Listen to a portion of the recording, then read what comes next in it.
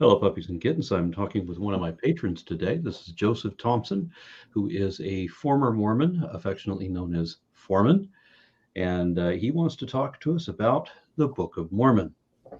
Go, Joe. Thank you very much for allowing me to come back on your channel.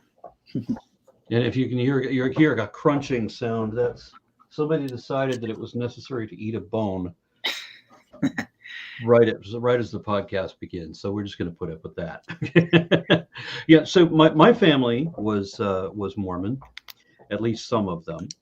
The ones that bothered to identify themselves by a denomination at all, they identified as Mormon, and most of them didn't. And most of the people who even called themselves Mormon didn't seem to know what Mormon is. Hmm. But my mom was into it full. She was with the magic underwear and all of that kind of stuff. Though I can remember when we lived in Los Angeles when I was a kid, there was also I knew Mormons that were doing drugs and alcohol, and I mean, like you apparently you don't know you're not supposed to eat cinnamon, you're not supposed to drink coffee, and here you are smoking dope and having a beer, oh, and whiskey. So I Really? don't think, yeah, I've seen that, yeah. So anyway, one of the arguments that my mom and I used to get into is she would tell me that in order for me to know the truth, then I needed to read the Book of Mormon. That's literally the most common Mormon saying ever. If you even have a little bit of a question or a little bit of a doubt, they would say, "Oh, all you gotta do is just pray and read the Book of Mormon, and God will just tell you, hey, it's true." Except that's their own delusion. Yeah, but I've also heard that exact same thing for the Quran and the Bhagavad Gita. It's like every one of them is like, just, hey, if you do this, you'll get voices in your head. Yeah, and I've also been told that you have to read the Bible and such, the Quran or the Book of Mormon or what have you. You have to read them in the Spirit. And one person kind of phrased it that you had to believe it already. You had to read it with belief. And one guy explained to me that he called it eating the word, Oh, where they would read passages of absolute absurdity and then assure each other, isn't it amazing that God can do this? And so they'd be convincing themselves of complete idiocy. Eating the word is what he called it. literally pure delusion. Well, there's an awful lot of make believe. I mean, it really is the power of pretend. These Like, people are determined that they're going to believe this, regardless whether it's true or not. And that's the funny thing about the religious. I've heard people tell me that they don't care whether it's true or not. They're going to believe it anyway. yeah, and you did mention that in a couple of your videos, I believe. Um, I've mentioned it in several because it's just amazing to me that someone would want to believe something. It's amazing to me that they would want to believe something that is not evidently true. I mean, I can understand I can understand saying, well, maybe that's true and maybe it isn't, but I'm going to withhold judgment. But no, these people, it's not true at all, but I'm going to believe it anyway. That makes no damn sense. the Mormons have a very particular thinking about that. Like, they claim that their Holy Spirit or Holy Ghost or whatever it is will let them know that the word is true, but in reality, it's not at all. It's their own imaginations telling them that yes, it's true, but it's not. Well, it's their own conviction that they want it to be true so bad, which is a funny thing that I'm constantly accused of by believers. Believers tell me that the reason that I believe in evolution is because I want to believe it, and so I just make believe it. That I'm doing the same thing they're doing. That I'm just pretending, and there's no way to get them to understand that having another perspective that is not based on faith is not faith. And the greatest attack, the only attack they can seem to make is by projecting their own faults onto me, by pretending that science is dependent on faith. And so everything is just a religion. One of our senators, I can't remember his name off the top of my head, but one of our senators, he was a United States senator, said that evolution, he thought that evolution was just as flimsy and just as much pulled out of the air as any religion. Pulled out of the air, my ass. Yep. Right. So he's admitting that his own religion is pulled out of the air. That it's just imagine that we just say shit because we want to believe it. We just it's Really? pretend. But he thinks everybody else is the same way. That all of our perspectives are like that. And that's what a lot of religious people do. They don't understand that if you can present a fact that contradicts, and I can verify that it is a fact, right, and it contradicts my position, I have to take that into account and change my position accordingly. They don't, and they're not aware that other people have that obligation. I agree.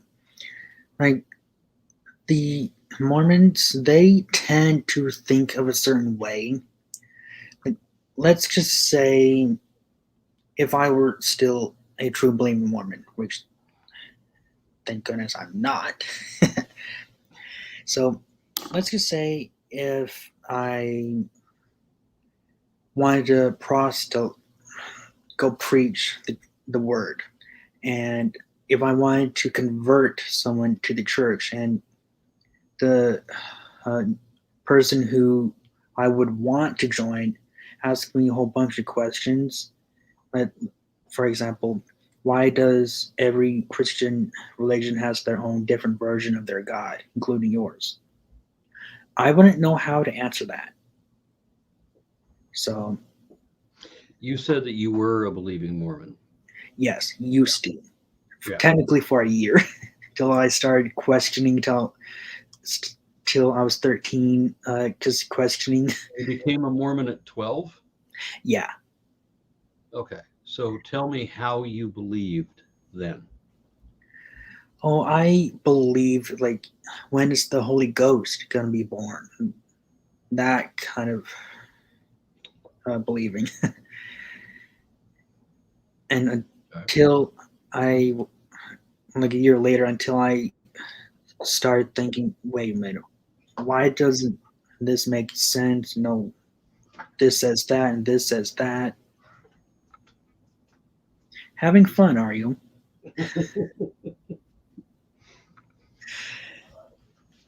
So I had a 2-year questioning phase until I was 15. And then I came to the conclusion that none of that makes sense. Therefore, there's no possibility of a God. But at the time, I was atheist, but I was still hoping that there was a possibility of a God being real. Well, let me ask you about your journey out of that, because it seems like you didn't walk away from Mormonism. And then, for those who don't know, Mormons consider themselves Christian. They are a Christian denomination. It's the Church of Jesus Christ of Latter-day Saints. Mhm. So I identified as Christian. I bought that much of it, but I never identified as Mormon. I accepted that Mormons were a Christian denomination. My mom thinks she's Christian. Every Mormon believes they're Christian. But I'm thinking, if you were walking away, did you find problems with Mormonism, or did you find problems with theism, and that toppled the Mormonism? Just Mormonism at the time. Okay, so you started with Mormonism and then made the broader. Yes. Broader. Okay, so what started with Mormonism then? What was your problem with that? Well, I remember when I was in a deacon's quorum class, and the advisor or teacher or something started saying like these weird things. I don't remember exactly on the top of my head, but I think it was about like these levels of glory or something in the celestial kingdom. Are you talking about the layers of heaven? Yeah. Because if I remember correctly, there's supposed to be 3 levels of heaven Yeah. and 7 hells. Yeah. And I was like, wait a minute. I wasn't taught that when the missionaries were teaching me that. So I questioned him about that. And he's like, oh, no, no, no. Just read the Book of Mormon. It will definitely tell you what the true answer is. And there was, if I remember correctly, Jesus would sometimes go to the second level of heaven, but God never went to the second level of heaven. And Jesus and God are two different people, because Joseph Smith saw Jesus and God, Jehovah, standing side by side. And for those unfamiliar with Mormonism, there's also the Holy Ghost guy, and he is a ghost because he hasn't been born yet. Yeah. Okay, so, and I don't know, maybe the Holy Ghost would go slumming in the third level of heaven, but Jesus wouldn't go to the third level, and God only stays at the top. He stays in the 90210 area code. True. That's actually a funny way to put it. Like, when that teacher or whatever he was said that, I was like, okay. And I even asked my adopted folks who are also Mormon about that. They said the same thing. Read the Book of Mormon and pray. It's like they tuned out my question about that. Yeah, my mom couldn't explain anything to me either. She Like, just told me to read the book, and she like had no argument of her own. I do have one adoptive sibling who's trans. He uh, was also he's also an ex-Mormon, and he's agnostic atheist. He has also filled me in on a whole bunch of weird things too that I didn't know about, and I was quite surprised that the Mormons have dirty little secrets. So, and that made me even further into the point. Okay, I think the most logical conclusion is me being an atheist. But I and had then a Go ahead. oh, you go first. No, no, no. You go ahead, because I was going to start a whole story. So you go ahead. Okay, like I was about 4 years later, when I was around 19, I started thinking, okay, if there was a possibility of a God, pardon, if there was a possibility of a God, then why is there different Christian religions? Why can't they have their own? Why can't the Christian God that we worship just show up and say, okay, I'm the true God here. None of your versions of the God that you worship is true. How about you worship me instead? Like that would have been so easier. But I didn't know what path that was leading me till I was around 23. And when I watched one of your videos to help me realize that I was anti-theist all this time. And now I'm in a Now, person. which there's two definitions of anti-theist. One of them is that you're not just atheist. You don't just lack belief in God. You also have a positive belief that there is no God. That's one definition of I anti-theist. go by two. Like, Like and I'm the other one was the one that Christopher Hitchens mentioned. I think it was Christopher Hitchens mentioned, where he considers religion to be a net negative against humanity. like I believe that religion as a whole should be abolished. And I think it's also very dangerous in modern society. Yeah. I don't know if about abolished, but I like the idea of not only taxing churches but fining them, because it Yes. irritates me when you state things that are not fact as fact. There's a line. If you give a statistic, any statistic to make your argument, and you just pulled the numbers out of your head, you've got no basis for them. That is a lie. Mhm. And when you're getting people's money, you're lying to them for money. That's the definition of fraud. Like the Mormon Church has at least 600 billion, and they claim that they use that for charity, but in reality, they are just pocketing off others, like any Yeah. other religion does. Yeah. Well, the temples are quite posh, aren't they?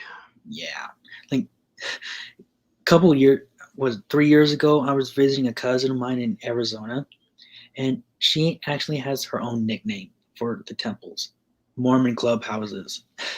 Mm. Yeah. Which When I was in that's Salt Lake City, I saw a license plate that just a bumper sticker that reminded me of the same thing. It was called John's Myth, which of course, the prophet was John Smith. But anyway, continue. um.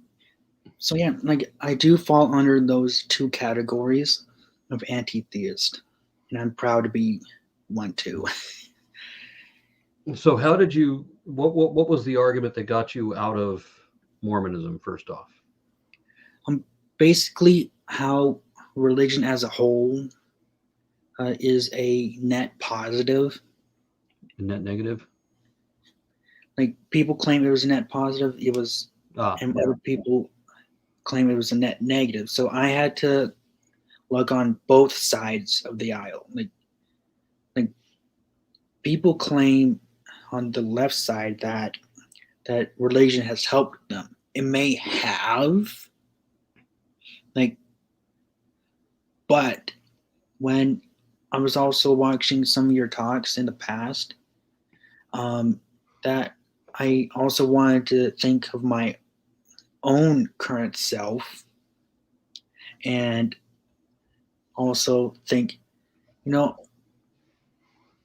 if religion is supposed to be their net positive, then how come for other people it's net negative, and it also contributes to mental illness, even though technically religion itself isn't a mental illness. It just highly contributes as one. It acts like one, and it does conceal mental illness rather effectively. But yeah, I get what you're saying, that technically it's not. Yes, like under the legal terms, it's not. So, like the Book of Mormon too. Um, the Book of Mormon claims to be another word or another testament of the Jesus character of the Bible. Pardon. There, there's several alleged um, incidences. I hope I said that word right. Mhm. Um, that that Book of Mormon claims it's true, but when people researched it and also proven it wrong, the Mormons didn't do anything about it. Like, like for example, that the story goes about Lehi and his family went from Jerusalem all the way to the Americas, and years later they In disbanded. submarines. Yeah, Yeah. over some When was this? 600 BC or 600 years ago? I can't remember which one it is, but 600 BC, I believe.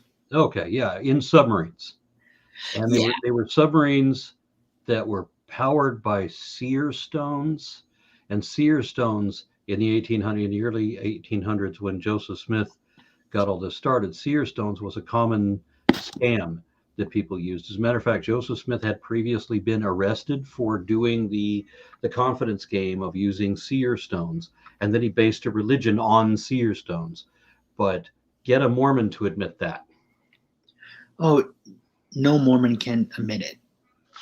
Even the higher ups know that it's all a hoax, but they are convincing their base. Well, you can never say that the people at the top know that it's all a lie. It may really seem like that. Well, that's just my perspective. Yeah, yeah, it would be mine too. like, like when they landed on a beach or something, um, they had like this old family feud or whatever, And they And brought horses yeah, on submarines. how's that even possible? It's not possible in under any circumstances But at all. you've talked to these people. You've heard the kind of theological arguments that they make. You've heard the kind of apologetics that they use. Yeah, it doesn't matter Yeah. about logic. It doesn't matter about feasibility. They're not trying to understand things. It's they want to believe this, and they're going to accept anything that supports it, and they will deliberately reject anything against it, even if they know it's not true. They want to believe it. And you have mentioned like about a friend of yours when you were briefly a born again Christian or something. Yeah. Yeah, If I remember right, he told you just that keep telling yourself it's Jesus until you believe it. yeah, like I get the feeling that some of these Mormons always do that, and Well, I've they heard from a number of believers, not just Mormons, but a number of different Christian groups. I haven't heard it from other groups yet, but I suspect the same kind of philosophy goes on with them. I honestly did the same thing myself when I was 8, trying to convince myself that Santa Claus was real because my dad told me that there was a Santa Claus and nobody else believed in Santa Claus. But if my dad told me there's a Santa Claus, there has to be a Santa Claus because my dad wouldn't lie to me. So I had to force myself to believe in a Santa Claus. I remember doing that at 8. It's hard for me to imagine people doing that as adults. oh, I think you'll get a laugh out of this because my Mormon dad, he is going to turn 65 and he still believes in Santa Claus. Yeah. Um, I kind of doubt that. I would. Yeah, that sounds like. He's fully convinced. It sounds I like know. it got you fully convinced. He's fully. Okay. Trust me. I know. Okay. Trust me. Okay. I know you have doubts, but trust me, he does. I was raised by a whole bunch of liars, so yeah, it would not surprise me if somebody spent their whole life telling a lie like that just so they could giggle about it later. Like, I already know that no Santa Claus is real. Because, like, I know that no God is real. Also, like, the claim in the Book of Mormon that there's Lamanites, the descendants of the oldest brother Laman, are actually Native Americans. That has been debunked. Doesn't matter when you have to Yes. believe. When you have to believe. When evidence be damned. You know, if the evidence were to say that there could be a chance, well, then they would say vindication. But if it stands against you, then any excuse will do. And my favorite one is the one where they just a broad dismissal that all of these experts don't really know what they know. I know what no one can know, but they don't know what they know. Because if they know what they know, then I don't know what I want to know, and I want to know that I know that I know. So I have to pretend that they don't know. Like, even if you have a big old pile of books of evidence of, they will just say, oh no, this is not real evidence. All you gotta do is read the Book of Mormon and pray. Yeah, this is not evidence. This is just a pile of books. Oh, so a book now becomes evidence? I've actually gotten that argument recently. Oh, Yeah, Kent Hovind gave that argument. oh hell. Just because peer-reviewed articles are suddenly evidence. Yeah, what else would evidence be? Right? These are the facts. They're facts that have been verified, peer-reviewed, we've documented. These are the facts. No, you can just dismiss whatever the hell you want and believe him because he said so, and for no other reason than because he said so, just because he said so, and that's it. Gee, that sounds like our former liar in chief. Yeah. Like, and also, the whole concept of Mormonism itself is really weird and odd in our society. But at the same time, Mormons, they are your typical American family, from what I heard anyway. They, The they go, typical American family where the guy has 4 wives and 30 kids I did ask my with Mormon, magic underwear. And I did ask my Mormon father if his God, through a prophet, suddenly gave quote unquote revelation that polygamy is back, would you marry different women? He said yes. yeah, well, I've heard believers say that if the voice in their head tells them to slaughter their own children, and they don't believe that it's a voice in their head, they believe it's God. The voice in their head has got to be God, because how else could you have a voice in your head? So if there's a voice in your head that says slaughter your children, well, then that must be God, and you'd better slaughter your own children because God said so. Like, to me, those people should be in a mental institution. Like, Doesn't work that way. they should. No. There are treatments and there are therapy and there is education that could route around that sort of thing, but you can't decree that people should be put off in mental institutions. People can be reasoned with even in extremes. Even in extremes, it's kind of hard. It's hard when the culture promotes from the grassroots, when it promotes inanity, which, I mean, like right now, look what it does. Where people commonly believe that Tom Hanks drinks raped baby's blood while worshiping the devil. What the? Who? I know people who believe that. There's a whole lot of people who believe that.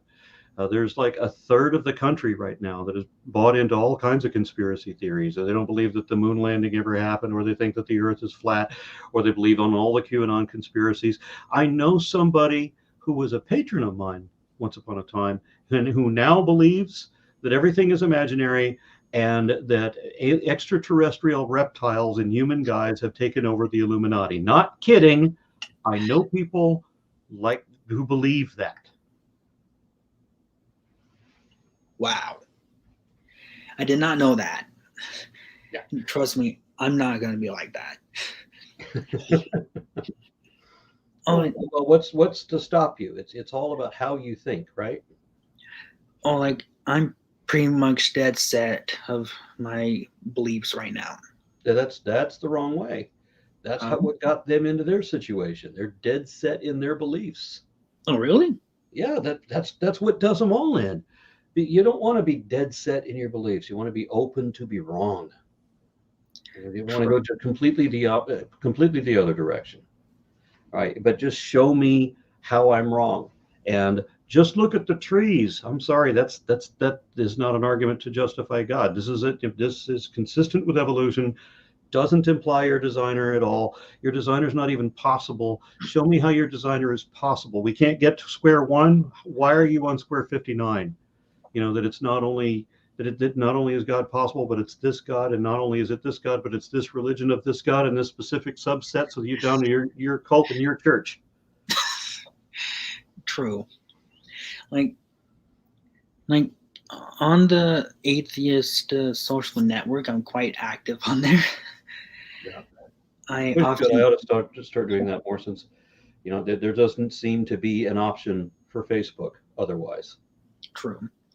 Like, I often vent on there and rant, but like on the um, page that I post that I'm a creator of on that um, website, um, that I asked.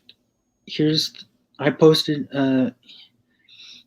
a 3 questions I always ask for Christians who claim that their God is the true God. Like, you don't mind if I read it, do you?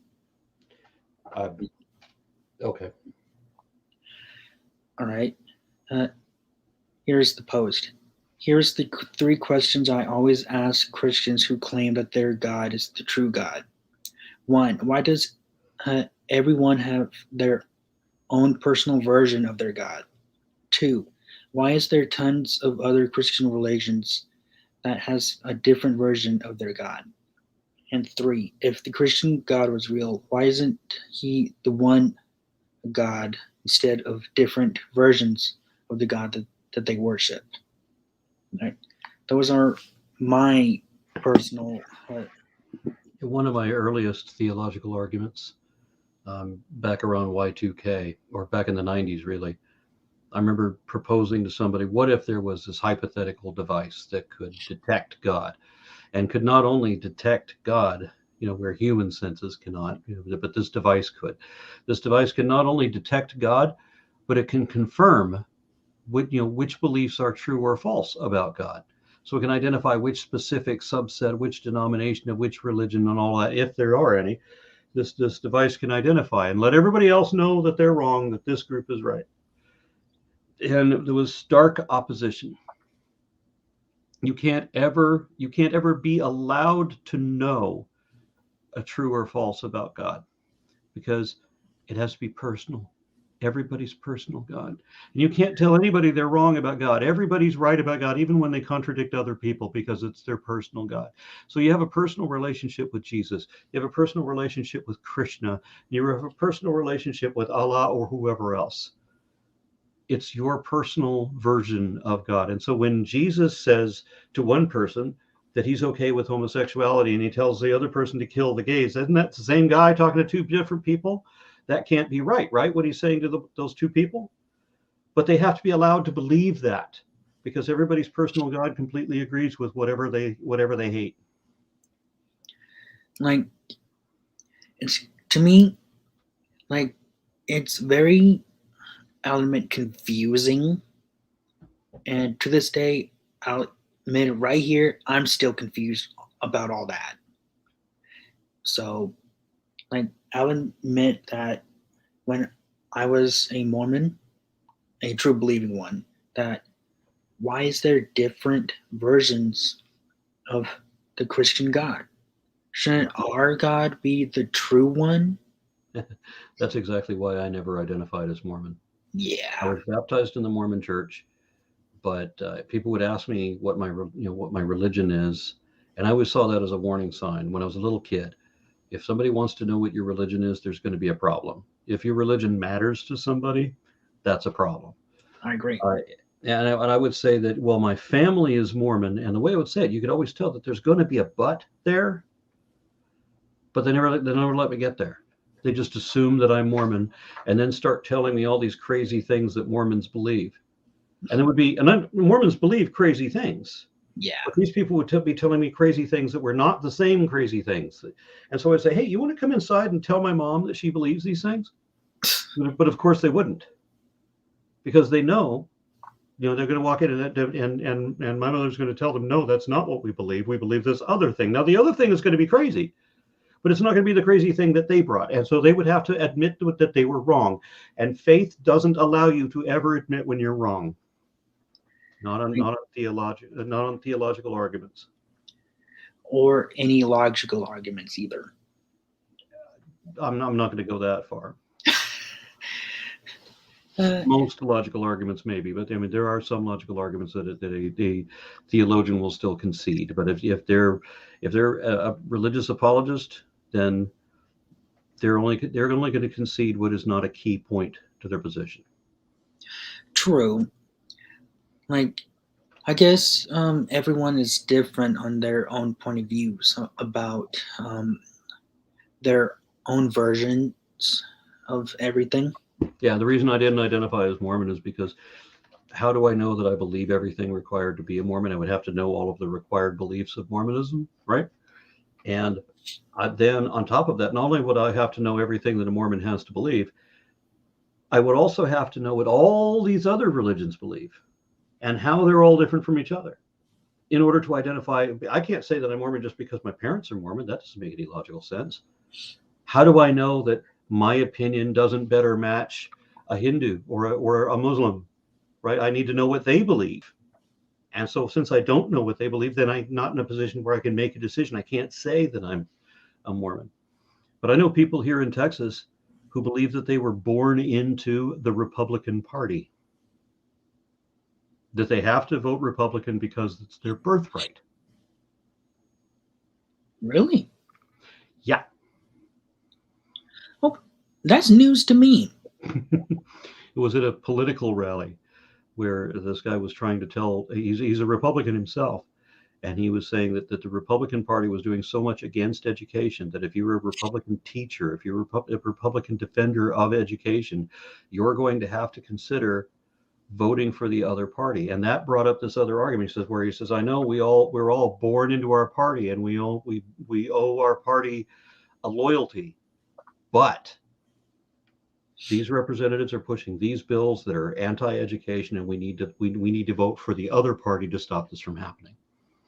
And there were a number of people. Yeah, I was born Republican, going to be Republican my whole life. I have relatives like that. Even though when you talk to them about politics for a minute, you realize they have the foggiest idea what they're talking about. Like, that's why me and my birth dad, like, we never talk about politics. Like, yeah, he and I, we have so many different point of views when it comes to politics. That's like forbidden ground. Like, he and I, we have a great relationship. So, like, that's the one territory we do not dare tread on. Yeah. But other than that, one of the other problems with politics is the way that labels are used. So if you've read Thomas Jefferson and you admire him, you could be, maybe you're atheist, and that's why you admire him, because most atheists do admire the work of not necessarily the lifestyle, but of course we're talking about the philosophy expressed in writing by Thomas Jefferson. But then when some right wing, I forget his name now, he was on the Blaze now, but anyway, some pundit dresses up as Thomas Jefferson or plays that part, or whoever he was playing. Well, now you've associated that character with this other right wing activist, and so now you're going to be with the Tea Party because you don't know. So you just it's this founding father figure who's revered by two different groups who are violently opposed to each other, but it's been appropriated. Like Abraham Lincoln. Yeah, Abraham Lincoln is another good one. I don't like most of what I've read from Lincoln, but there are a couple of things that I do like.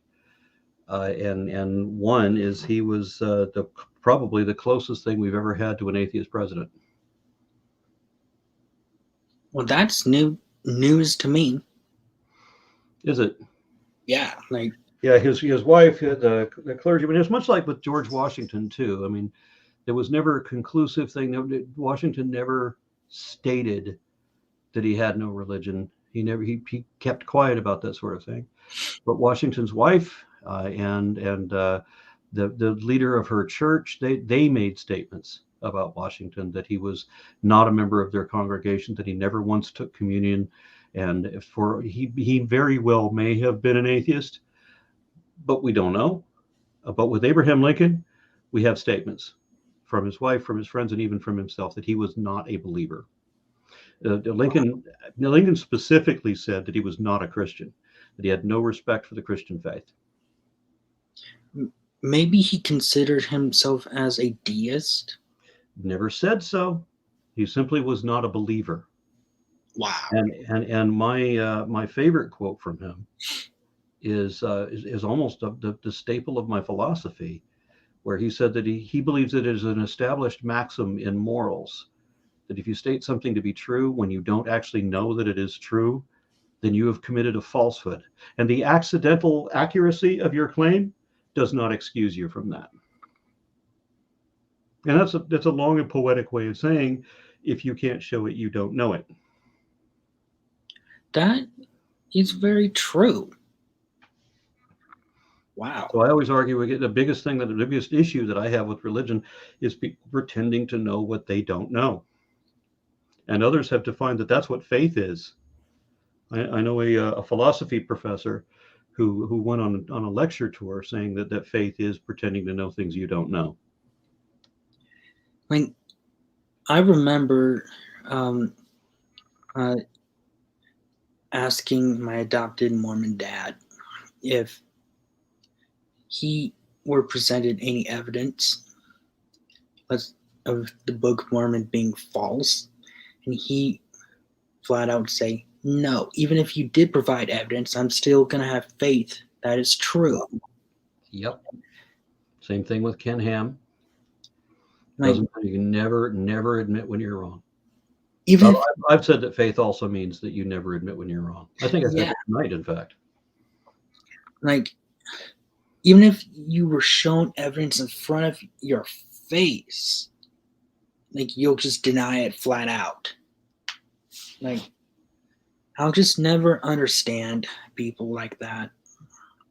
Like, Carl Sagan said that it's not possible to reason with a believer because their position is not based on reason. It's based on a deep-seated need to believe.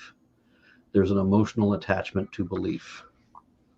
So if they can't be analytical, they can't like weigh two options to see which one is better favored. They can't like hold that both might be possible without attaching themselves to either one, without saying that they have to necessarily believe either one, which is another thing it's hard for me to explain to people. You don't have to, if you can hold it, both may be possible. Maybe it's true, maybe it's not.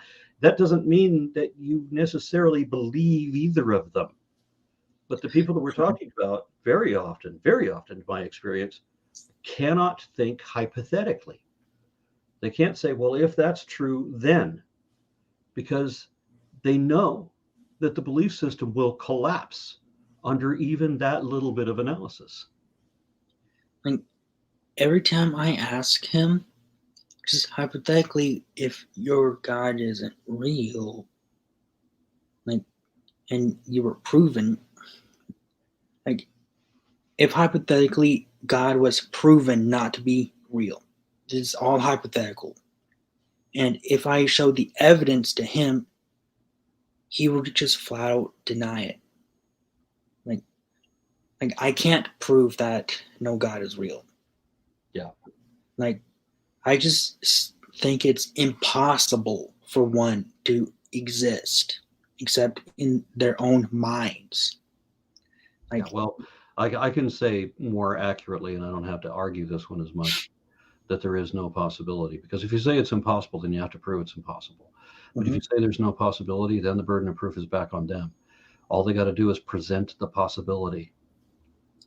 But if they don't have a precedent or a parallel or verified phenomenon indicating that such possibility exists, then we remain no possibility until you come up with something.